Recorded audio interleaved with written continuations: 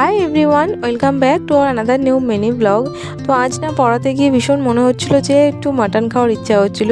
আমাদের বাড়িতে খুব একটা মাটন হয় না, চিকেনটাই হয়। তো ভাবলাম বাজার যাই, একটু মাটন নিয়ে আসি। আর দুটো বেগুন আনতেও গেছিলাম, কারণ বাড়িতে বেশ কিছুটা পালং শাক হয়েছিল, তোলা হচ্ছিল না। তো তাই সেই জন্য গেছিলাম ছাদে আগে পালং শাক তুলতে। এটা নিয়ে না আমার থার্ড টাইম চলছে পালং শাক তোলা বাড়ি থেকে।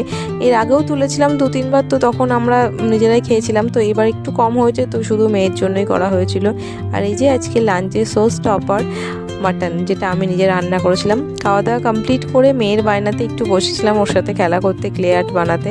আর তারপর বিকেলে গেছিলাম একটু ছাদে গাছের যত্ন নিতে। গাছগুলোতে না আমি এখনও পর্যন্ত নর্মাল সার ইউজ করেছি, বাইরের তো কিছু কখনো দিইনি, রাসায়নিক কিছু।